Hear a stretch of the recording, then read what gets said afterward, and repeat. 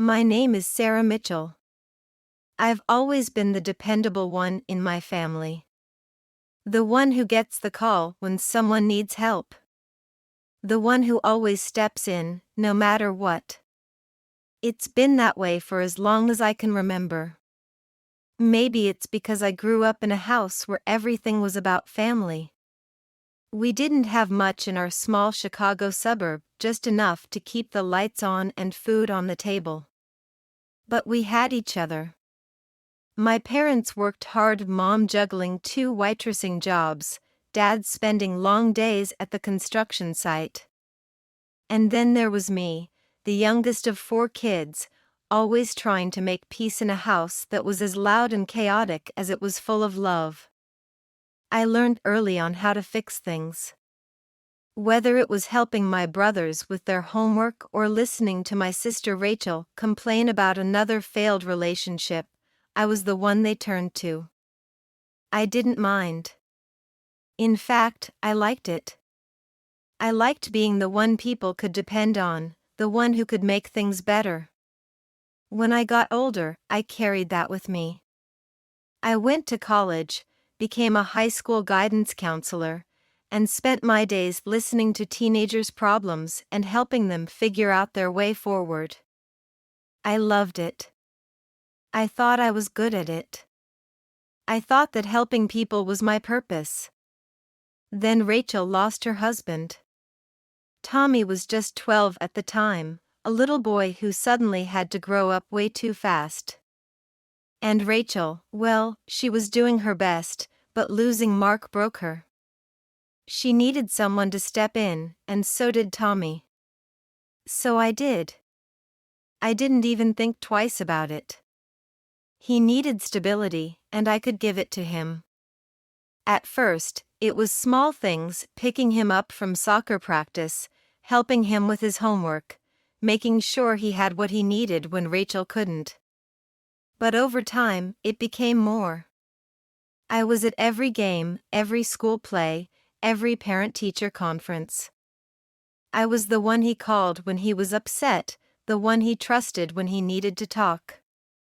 I thought I was helping him. I thought I was doing the right thing. But trust is a fragile thing. It takes years to build, but only one moment, one choice, to break it completely. I didn't see it then, or maybe I didn't want to. I didn't want to admit that the lines were blurring, that what I thought was love and support was something else entirely. This is the story of how I broke that trust. How I crossed boundaries I should never have crossed. How I hurt someone I love more than anything. It's not a story I'm proud to tell, but it's the truth. Tommy adored his mom. Rachel was his world, his anchor. She was the kind of parent who made every moment count, always cheering him on at soccer games, staying up late to help him with projects, and sitting with him during thunderstorms because she knew he hated the sound of rain pounding on the windows. They had a bond that was rare, unshakable. But life doesn't care about bonds, does it? Rachel's life ended suddenly. She was driving home late one night after working a double shift at the hospital. She was tired. It had been a long day. And then there was the drunk driver. He ran a red light, and in an instant, Rachel was gone. I'll never forget the call. It was almost midnight, and the phone rang so loudly it startled me. When I answered, it was David Clark, our family friend who had been contacted by the police. His voice was shaking, and all he could say was, "She didn't make it." My heart sank, and all I could think about was Tommy. What was I going to tell him? How do you explain to a boy that the person who was his entire world isn't coming back? When I got to the house, Tommy was sitting on the couch, his knees pulled up to his chest, staring at the front door like he was waiting for her to walk through it. He didn't cry, not at first. He just sat there, silent, lost. When I knelt down in front of him and told him she was gone, it was like the light in his eyes went out. He didn't say a word. He just collapsed into my arms, sobbing so hard I thought he might break. From that moment on, I became everything to Tommy. His father hadn't been in the picture for years, he'd left when Tommy was just a toddler. Rachel had raised him on her own, and now that she was gone, there was no one else. I stepped in because someone had to. He needed me, and I wasn't going to let him down. At first, it was just the basics, making sure he had food, clothes, and a safe place to sleep. But it quickly became more. Tommy was grieving, and he didn't know how to process it. He stopped talking to his friends. His grades started slipping.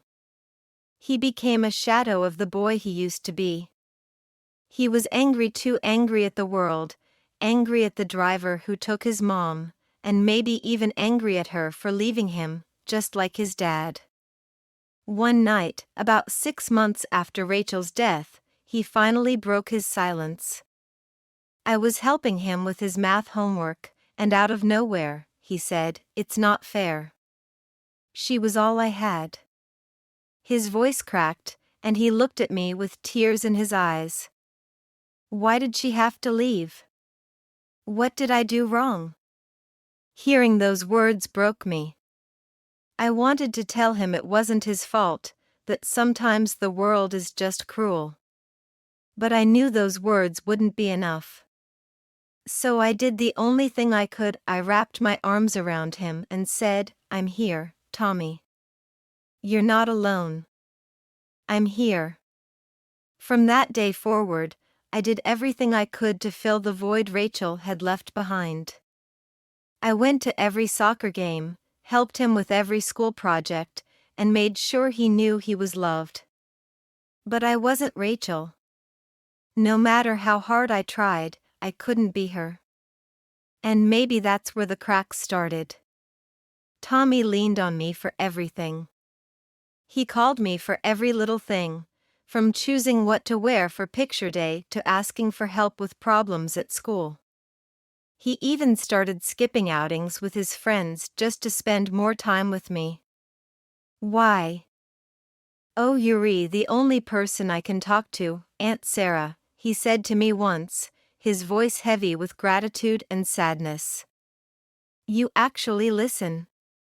Hearing those words made me feel like I was doing the right thing, like I was giving him something no one else could. But not everyone saw it that way. David, my cousin and one of the few family members who still kept in touch, started expressing concern. "You're doing an amazing job," he said one day over coffee, his tone cautious. "But Tommy needs to learn how to stand on his own 2 feet. He's leaning on you for everything, and that's not healthy for either of you." At the time, I brushed him off. I told myself David didn't understand what Tommy had been through, that he didn't see how much Tommy needed me. But looking back now, I realize he was right. I wasn't just helping Tommy. I was holding on to him too tightly, trying to be everything for him because I didn't know how to let go. And in doing so, I blurred lines that should never have been blurred. I didn't see it then, but the cracks were already forming. Cracks in Tommy's ability to grow. Cracks in my judgment. Cracks in a bond that, while built on love, was slowly becoming something it never should have been. Tommy was changing. I started noticing it when he turned 15. His voice deepened, his frame broadened, and the quiet, shy boy I'd spent years protecting was slowly becoming someone new. Someone I didn't fully recognize. It should have made me proud, and in a way, it did. But it also terrified me. He was growing up, pulling away from the safe little world we'd built together. And I didn't know where that would leave me. At first, it was subtle. He started spending more time in his room, shutting the door when he used to leave it open. He laughed at my jokes less, brushed off my offers to help with his homework, and spent hours scrolling on his phone instead of talking to me like he used to. I told myself it was normal, that all teenagers go through phases like this. But it didn't stop the ache in my chest every time he chose solitude over my company. Then he met Ashley Parker. She was a classmate of his, bright, outgoing, and effortlessly charming in that way only 15-year-old girls can be. Tommy couldn't stop talking about her. Every other sentence was about something funny Ashley had said in class or how good she was at cheerleading. For the first time in years, he seemed genuinely happy. And I should have been happy for him. But instead, I felt a knot tighten in my stomach every time her name came up. It feels like I'm losing him, I confided to David one afternoon when he stopped by for coffee. He doesn't need me anymore. David gave me a long, thoughtful look before responding. Sarah, that's a good thing. Tommy's growing up. He's supposed to need you less. I didn't say it out loud, but I didn't agree. I couldn't imagine a version of my life where Tommy didn't need me. I didn't know who I was without him. The first time it happened, it was an accident. Or at least that's what I told myself. Tommy had stayed up late working on a project for school, and I found him asleep on the couch, papers scattered around him. I went to drape a blanket over him like I'd done 100 times before. But this time, I hesitated. His shirt had ridden up slightly, revealing a sliver of his lower back. My hand froze, lingering for just a moment too long. And something inside me shifted. I felt a rush of guilt so strong it made my chest tighten. But I ignored it, tucked him in, and went to bed. It was little moments like that, small, fleeting instances that seemed harmless at the time but added up to something much bigger. A touch on his shoulder that lingered a beat too long. A compliment that felt a little too personal. I convinced myself it was innocent, that I was just being affectionate. But deep down, I knew better. And as I lay in bed that night, staring at the ceiling, I couldn't shake the feeling that I was standing on the edge of something dangerous. Something that could destroy everything we'd built. But I didn't step back. Instead, I took a step forward. And that's where the real story begins. The first time we crossed the line, it was in the kitchen. Tommy had just come home from soccer practice, sweaty and exhausted but still grinning from ear to ear.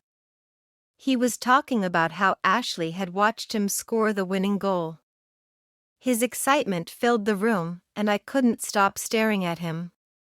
His face was flushed, his hair damp, and there was something about the way he looked at me, so open, so trusting, that made my heart race.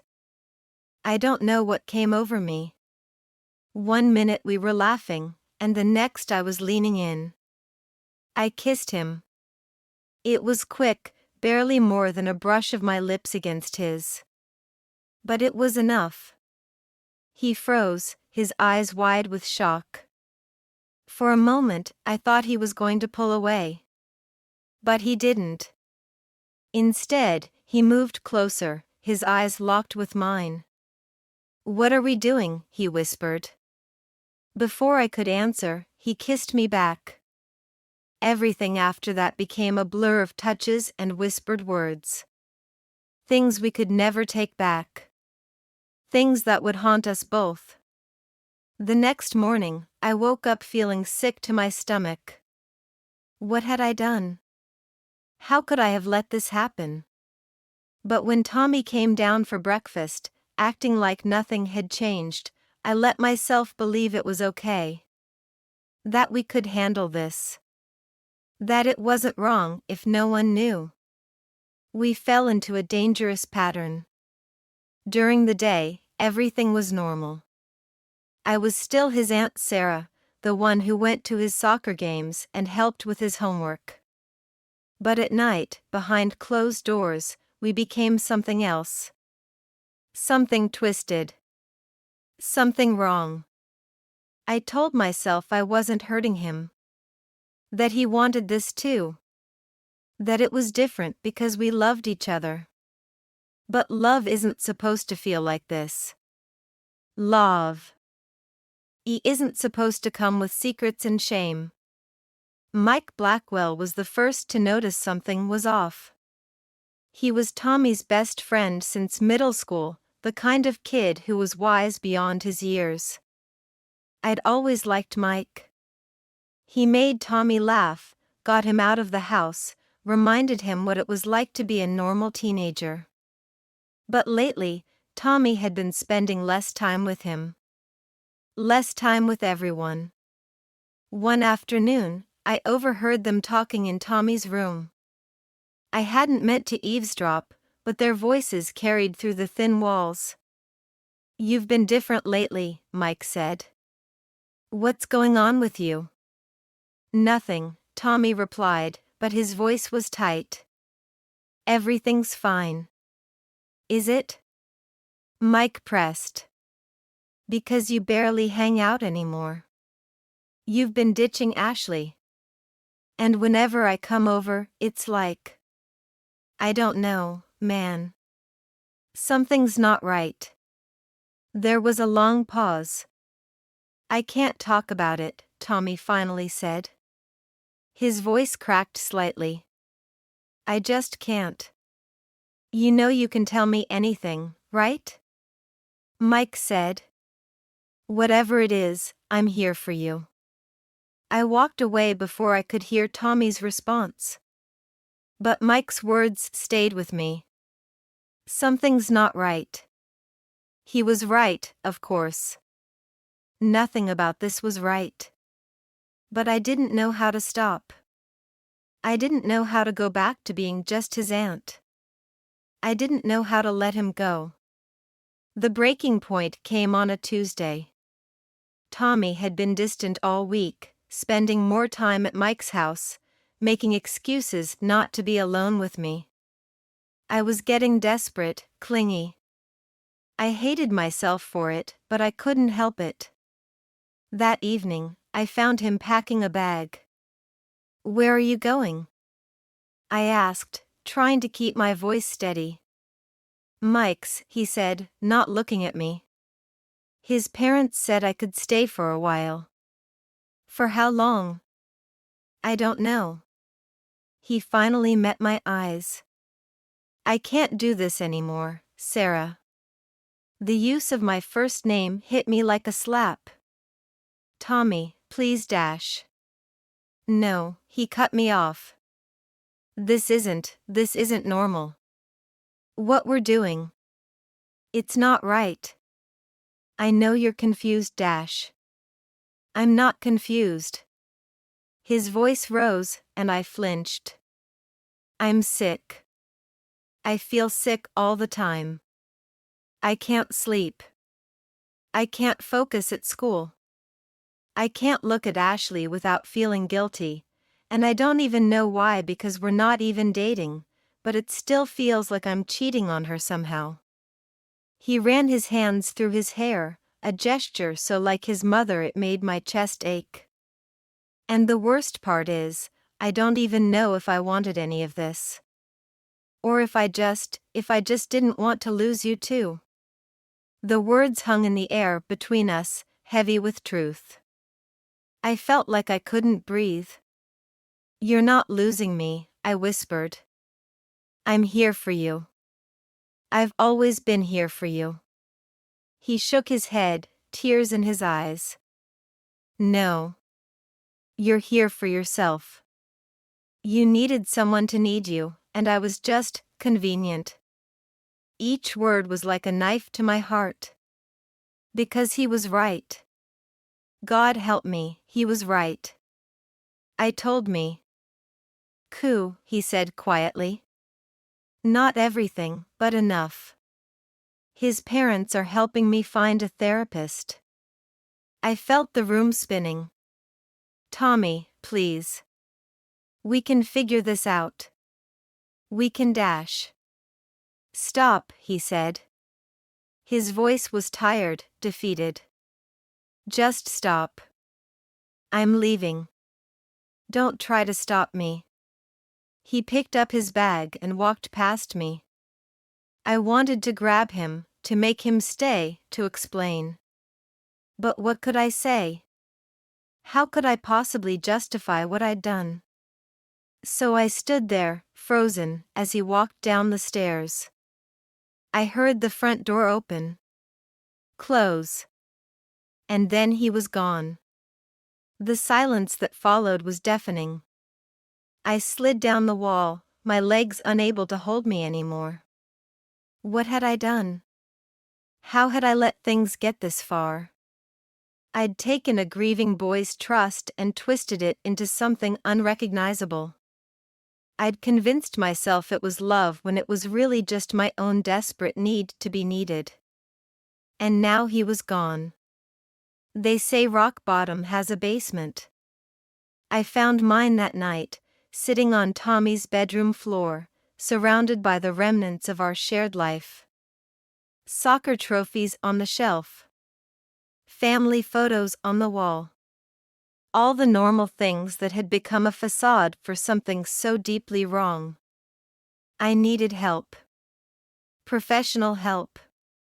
But first, I needed to face what I'd done. Really face it. Not the sanitized version I'd been telling myself, but the ugly truth. I was supposed to protect him. Instead, I'd become the thing he needed protection from. The realization broke something in me. Something that needed to break. The next few weeks passed in a blur. I took a leave of absence from work. I couldn't face my students, not when I'd betrayed everything I was supposed to stand for. The whispers had already started. Nothing specific, just concerned looks and hushed conversations that stopped when I walked by. I knew it was only a matter of time before the truth came out. David was the first person I called. I couldn't tell him everything, but I told him enough. I messed up, I said, my voice breaking. I messed up so badly, and I don't know how to fix it. He listened without judgment, which somehow made it worse. You need help, Sarah, he said finally. Real help. Not just me listening over coffee. He was right. I found a therapist, Dr. Elena Martinez. She specialized in trauma and family dynamics. Walking into her office that first day was one of the hardest things I've ever done. Tell me why you're here, she said, her voice gentle but firm. So I did. I told her everything. About Rachel's death. About stepping in to help Tommy. About how helping turned to controlling. About how control turned to something darker. She didn't flinch. Didn't judge. Just listened and took notes. What you did was wrong, she said when I finished. But recognizing that is the first step. The question is, what are you going to do now? What was I going to do? I didn't know. I just knew I couldn't keep living with this secret. With this shame. The police came on a Wednesday. I'd been expecting them, in a way. 2 detectives, one male, one female. They were professional, almost kind. They had questions. So many questions. I answered them all truthfully. What choice did I have? Tommy had already told them everything. The female detective, Detective Roberts, looked at me for a long moment after I finished. You understand how serious this is, Ms. Mitchell? I nodded. Yes. And you understand that there will be consequences? Yes. There were consequences. Legal ones. Professional ones. Personal ones. I lost my job. My teaching license. My freedom, for a while. But the hardest part wasn't the punishment. It was knowing that somewhere out there, Tommy was trying to put himself back together. And it was my fault he was broken in the first place. Months passed. I went through the legal process. Attended mandatory counseling. Moved in with David and his wife when I had nowhere else to go. They didn't have to help me. Most of the family had cut ties. But they did. Everyone deserves a chance to make things right, David's wife Lisa told me. Even if they can't undo what they've done. I wrote Tommy a letter. Not asking for forgiveness, I had no right to ask for that. Just acknowledging what I'd done. Taking responsibility. Telling him none of it was his fault. I didn't expect a response. Didn't deserve one. But 6 months later, one came. It was short. Just a few lines. I'm in therapy. It's helping. I'm trying to understand why everything happened the way it did. I don't hate you. But I can't forgive you. Not yet. Maybe not ever. I need you to respect that. I read those words until they blurred through my tears. It was more than I deserved. More than I had any right to hope for. 2 years passed. I rebuilt my life, piece by piece. Found a new career, data entry, nothing involving children. Continued therapy. Learned to live with what I'd done without letting it consume me. Then one day, there was a knock at my door. Tommy stood there, 19 now, looking so grown up it made my heart ache. Can we talk? He asked. His voice was deeper, steadier. More sure of itself. I nodded, stepping aside to let him in. We sat in my small living room, the silence stretching between us like a physical thing. I've been doing a lot of thinking, he said finally. About us. About everything that happened. I stayed quiet, letting him speak. What you did was wrong, he continued. It messed me up for a long time. Sometimes it still does. I know, I whispered. And I'm so dash. Don't, he cut me off. Don't say you're sorry again. I know you are. That's not why I'm here. He took a deep breath. I'm here because I need to move forward. And to do that, I need to understand. So we talked. Really talked. About Rachel. About grief. About how love can twist into something unrecognizable when you're not careful. About Boo. Dairies and trust and healing. I don't know if I can ever have you in my life again, he said as he was leaving. Not like before. But maybe we can figure out what healthy looks like. It wasn't forgiveness. It wasn't absolution. But it was something. A chance, maybe. Not to undo what was done, nothing could do that. But to learn from it. To do better. To be better. They say the truth sets you free. But they don't tell you how much it hurts first. How it strips you bare and forces you to look at yourself, really look at all the ugly parts you've tried to hide. They don't tell you that sometimes freedom comes at the cost of everything you thought you needed. But maybe that's the point. Maybe we have to lose everything to find out who we really are. Who we can be. If we're brave enough to face the truth, strong enough to bear the consequences, humble enough to begin again. I'm not the same person I was when this story began. I hope I never will be again. End.